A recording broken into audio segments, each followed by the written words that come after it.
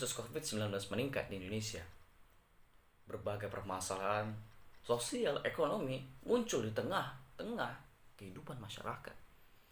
Tak dapat dipungkiri lagi bahwasanya COVID-19 hampir melumpuhkan kondisi sosial dan ekonomi dari masyarakat, khususnya berbagai wilayah terutama di Jabodetabek sebagai pusat perekonomian. Pertanggal 1 April 2020 tercatat sudah ada 1.677 kasus positif corona. Dan tentu hal ini menjadi pandangan khusus, perhatian khusus dari berbagai kalangan. Karena inilah yang menyebabkan kondisi sosial ekonomi dari masyarakat Indonesia mengalami degradasi. Nah, sementara itu, warga negara Indonesia yang berada di luar negeri juga banyak terdampak kasus positif corona.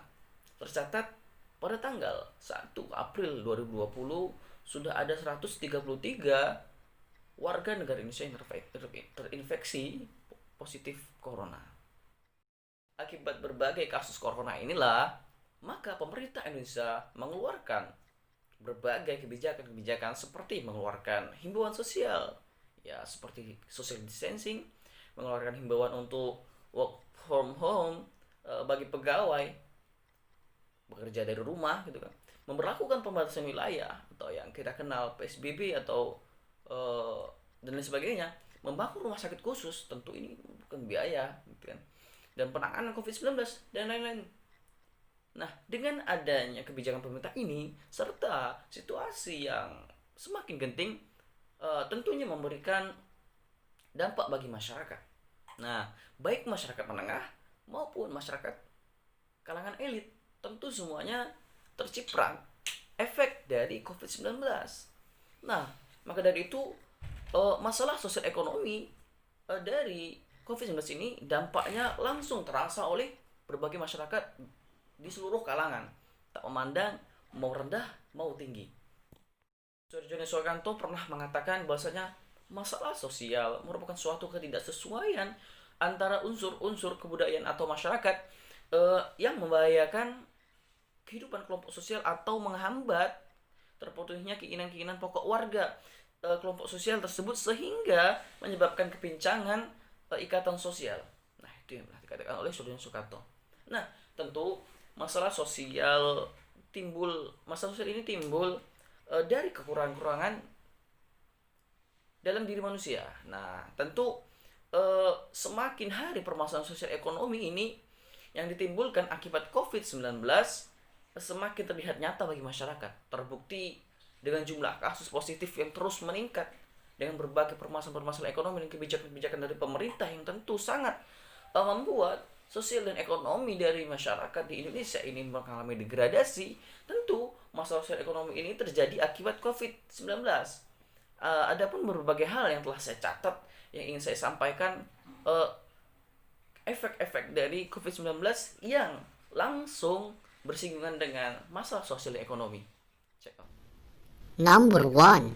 Kelangkaan barang. Ya, kita tahu sama-sama bahwasanya sejak jumlah kasus COVID-19 ini terus meningkat di Indonesia, beberapa barang itu tentu menjadi langka di pasaran. Bukan hanya langka, namun barang tersebut dijual berkali-kali lipat gitu kan, sehingga ya harga semula yang rendah gitu bisa menjadi berlipat-lipat sebelum adanya kasus COVID di Indonesia gitu kan. Nah, beberapa barang yang menjadi langka seperti masker, hand sanitizer, cairan pembunuh kuman gitu kan. Adapun ya barang-barang yang berkaitan dengan COVID terutama gitu kan, ada pun barang-barang pokok gitu kan juga ikut menjadi langka gitu karena kasus COVID-19, karena berbagai kebijakan pemerintah seperti pembatasan sosial berskala besar gitu kan. Nah, barang-barang tersebut gini ya tentu dijual dengan harga yang jauh lebih mahal gitu kan. Bukan hanya langka, namun barang itu juga menipis, adanya kecenderungan memborong barang-barang, dan itulah yang menyebabkan barang-barang itu menjadi langka. Number two. Disorganisasi dan disfungsi sosial. Nah, jika mengamati berita yang beredar saat ini gitu kan, tentu ada faktor sosial yang sangat menarik di masyarakat. Nah, fakta menarik tersebut yaitu adanya prasangka dan diskriminasi terhadap korban dari COVID-19 walaupun dia sudah sembuh gitu kan.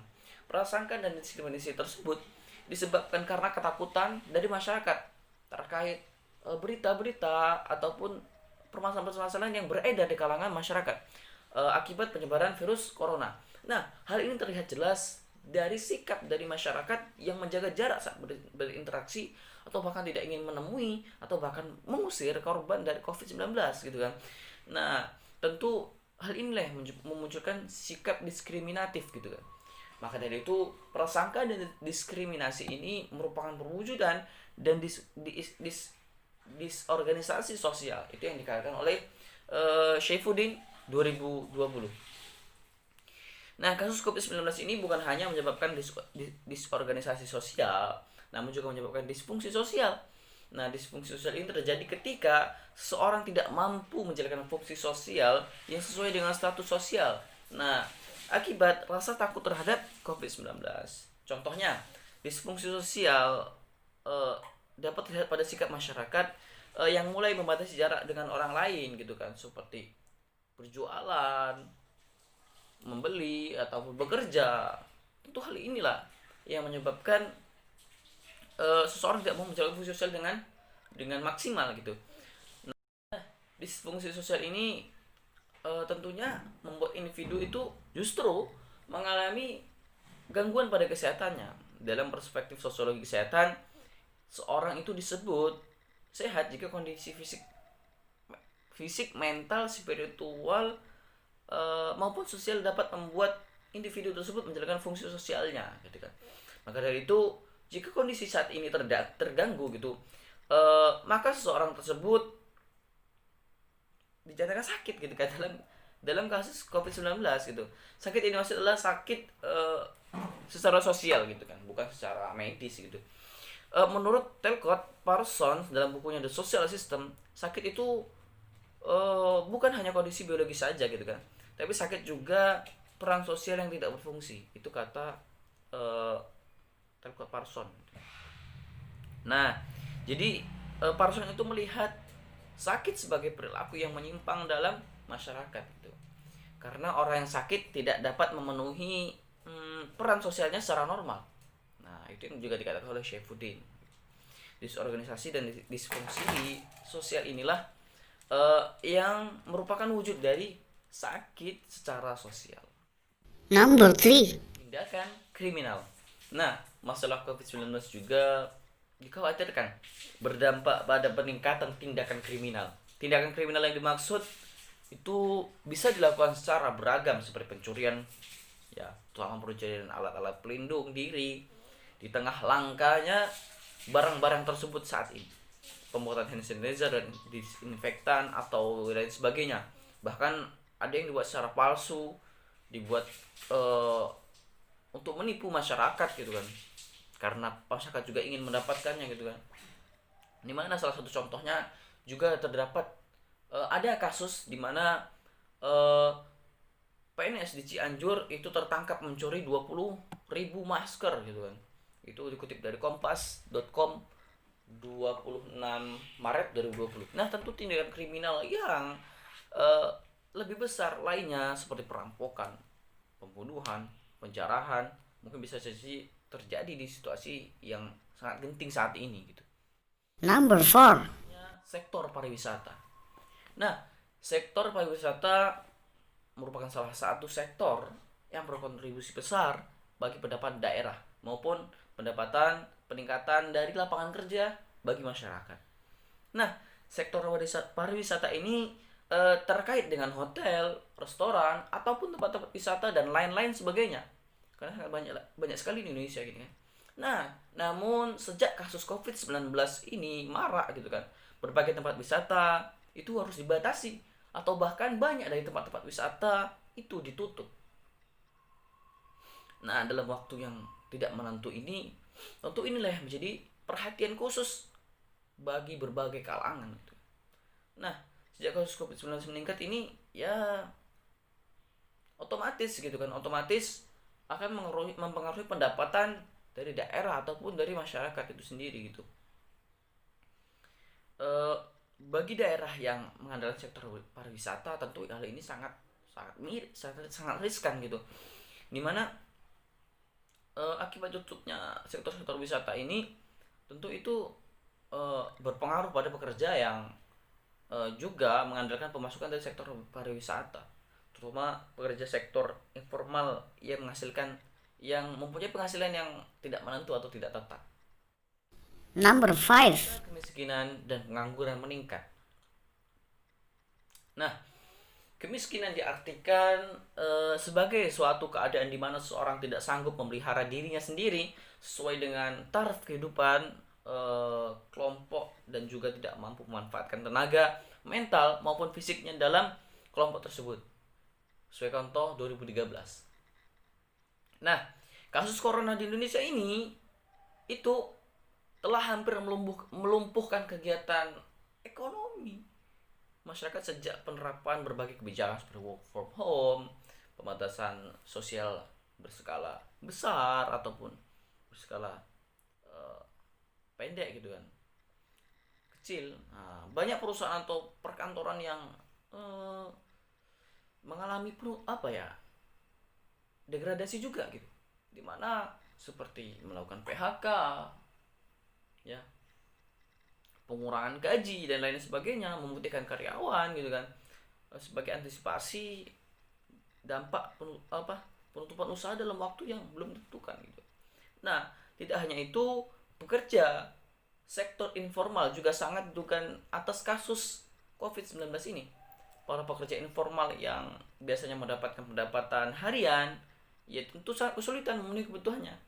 Mereka ini ya seperti warung, toko kecil gitu kan, pedagang asongan, pedagang di pasar, apalagi pedagang kaki lima yang makin menurun gitu kan para pelanggannya gitu. Nah, tanpa adanya kepastian ini ya tentu pemasukan selama kedepannya itu tidak menentu gitu kan. Hal ini tentu menyebabkan angka kemiskinan dan pengangguran di Indonesia itu meningkat. Terhitung per Maret 2019 yang notabene belum masuk kasus COVID-19, itu saja sudah penduduk golongan rentan dan miskin itu hampir mencapai angka 66,7 juta orang ya, atau hampir 3 kali lipat jumlah penduduk di bawah garis kemiskinan ini ya, golongan yang miskin dan sangat miskin gitu. Ironisnya, sebagian besar dari golongan ini bekerja di sektor informal gitu. Nah, khususnya yang mengandalkan upah harian. Nah, apabila penanganan pandemi ini berlangsung lama, periode pembatasan dan penurunan mobilitas orang yang semakin panjang, akibatnya golongan rentan miskin dan hampir miskin yang bekerja di sektor informal ini ya dan mengandalkan upah harian ini ya tentunya mereka akan sangat mudah kehilangan mata pencarian yang jatuh ke bawah garis kemiskinan gitu. Nah, maka dari itu tentu masalah kemiskinan ini, terutama mereka yang bekerja di sektor informal ini, menjadi perhatian khusus bagi seluruh masyarakat Indonesia gitu kan. Karena itu yang menjadi rata-rata pekerjaan dari masyarakat di Indonesia. Nah, hal ini tentu menyebabkan kemiskinan Indonesia meningkat gitu kan.